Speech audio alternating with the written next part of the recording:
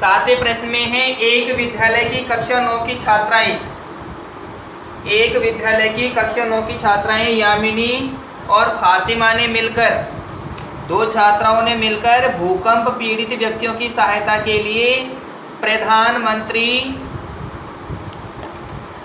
राहत कोष में 100 रुपये का अंशदान दिया। अंशदान होता है किसी व्यक्ति के द्वारा दिया गया दान।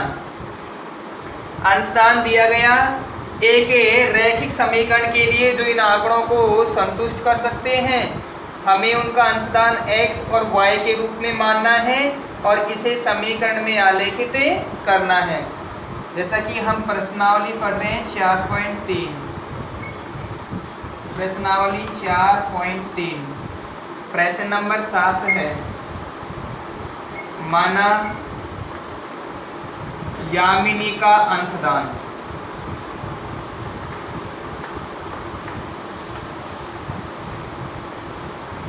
बराबर x, हमें एक का अंशदान x मानना है और दूसरे का y मानना है। यामिनी का हमने x मान लिया, तो यामिनी के साथ दूसरा नाम है फातिमा, फातिमा का अंशदान।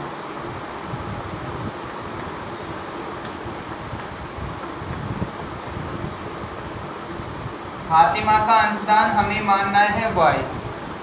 प्रश्न की कंडीशन में दिया गया है कि दोनों ने मिलकर 100 रुपये का दान दिया है। दोनों ने दान दिया बराबर 100 रुपये। दोनों ने दान दिया है, वो दान 100 रुपये है। हम इनकी दान का जो अंश था उसे x और y मान चुके हैं, अतः हम इसे इस तरह से स्पष्ट कर सकते हैं, x प्लस y बराबर 100, x प्लस y बराबर 100। यामिनी के का दान और फातिमा का दान, दोनों का दान जोड़ दिया गया जो 100 के बराबर है। अब इनमें से किसी एक चर को पक्ष में बाईं तरफ रख लें और दूसरे चर को दाईं तरफ रख दें। 100 माइनस y, हम इसे इस तरीके से भी हल कर सकते हैं। अब यदि हम मान लें कि x बराबर 0 हो, तो अगर किसी यामिनी x बराबर 0 का मतलब है यामिनी का अंशदान, अगर यामिनी का अंशदान 0 होगा इसका मतलब यामिनी ने दान दिया ही नहीं है। ऐसी कंडीशन भी संभव नहीं है। प्रश्न में हमें बताया गया है कि दोनों ने अंशदान दिया है, अतः x या y किसी को भी हम शून्य नहीं मानेंगे। हम लगा दे 10 के सापेक्ष। यदि y बराबर 10 हो तो x बराबर 100, y के स्थान पर 10 रखना है, 100 में से 10 जाने पर 90 रुपये। यदि फातिमा 10 रुपये देती है तो यामिनी देती है 90 रुपये। y बराबर 20 हो तो x बराबर 100 माइनस 20 80 प्राप्त होता है। y बराबर 30 हो तो y का मान 30 होगा तो x बराबर 100 माइनस 30 बराबर 70। इन मानों को हम एक सारणी बनाकर रख सकते हैं। एक तरफ रखेंगे x का मान और दूसरी तरफ y का मान। x का मान पहले प्राप्त हुआ है हमें 90 जब y का मान 10 था। x 90 और y का मान 10, x का मान 80 और y का मान 20, x का मान 70 और y का मान 30। इस तरह हमने मान रखकर देखे हैं। इन्हें एक रैखिक आलेख से प्रदर्शित करना है। प्रत्येक का कंट्रीब्यूशन किस तरह से होगा,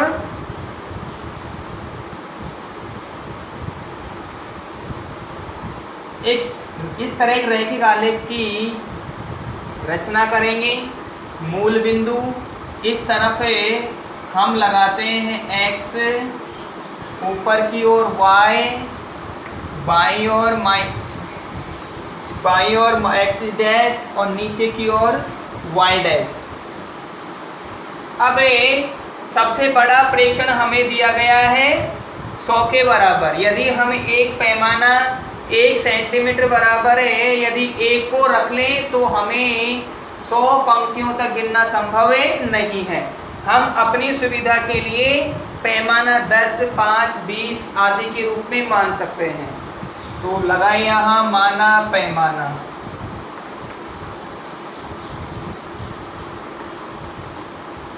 एक सेंटीमीटर बराबर 100 इकाई। इकाई का अर्थ है अगर रुपये हैं तो रुपये होंगे, किलोग्राम है तो किलोग्राम होंगे। इकाई के सापेक्ष हमने पैमाना मान लिया है। 10 के सापेक्ष पैमाना माना है तो अब की बार हमें 1, 2 नंबर चलाकर 10, 20, 30, 40, 50, 60, 70, 80 और ज़रूरत पड़े तो हम इसे आगे भी बढ़ा सकते हैं। उसी तरह यहाँ भी -10, -20, -30, 40, 50, 60, 70, 80 जैसे जैसे ज़रूरत पड़ेगी आगे बढ़ाते जाएंगे। यहाँ भी हमें ऋणात्मक रखना है -10, -20, -30, -40, -50, -60, -70 क्योंकि इनमें कोई ऋणात्मक प्रेक्षण है ही नहीं। इधर प्लस में 10, 20, 30, 40, 50, 60, 70, 80, 90 और 100। इस तरह हमने 100 इकाई न मानकर हम 10 इकाई मान रहे हैं, अतः प्रत्येक के सापेक्ष हमें 10-10 लेना पड़ रहा है। गलती से मैंने वहाँ 100 लिख दिया, पैमाना हमने माना था 10 का ही। 10-10 अगर लेंगे तो आसानी से हम 10 पंक्तियों में 10 पंक्तियाँ ऊपर और 10 पंक्तियाँ नीचे अर्थात टोटल 20 पंक्तियों में इसे आसानी से प्रदर्शित कर पाएंगे। यदि x का मान 90 हो, जैसे कि सारणी को हम थोड़ा सा आगे बढ़ा सकते हैं और आगे बढ़ाकर हमें x का मान 90 तक कर सकते हैं। 80 और 90। x का मान 90 है तो y का मान होगा 10। y का मान 10 के सापेक्ष और x का मान 90 के सापेक्ष हमें पहला बिंदु यहाँ प्राप्त होता है। दूसरा है 80 और 20। x के लिए 80 और y के लिए 20। 80 और 20 जहाँ मिलेंगे हम उन बिंदुओं को एक छोटे से गोले से प्रदर्शित कर देंगे। थर्ड नंबर 70 और 30 वाला है। x के लिए 70 और y के लिए 30 वाला। इस तरह हम तीनों बिंदुओं को दर्शाएंगे और तीनों बिंदुओं को दर्शाने के पश्चात इस तरह एक लंबी रेखा खींच देंगे। रेखा के दोनों तरफ तीर का चिन्ह बना देंगे और ये प्राप्त होगा हमें ग्राफ x + y बराबर 100। बिंदु A, B और C। बिंदु A के निर्देशांक 90 और 10 लिखेंगे, B के निर्देशांक 80 और 20 लिखेंगे और बिंदु C के निर्देशांक 70 और 30 लिखेंगे। अतः यदि एक ही समीकरण का यदि प्रयोग किया गया है तो एक समीकरण में ग्राफ हमेशा एक सरल रेखा में प्राप्त होता है।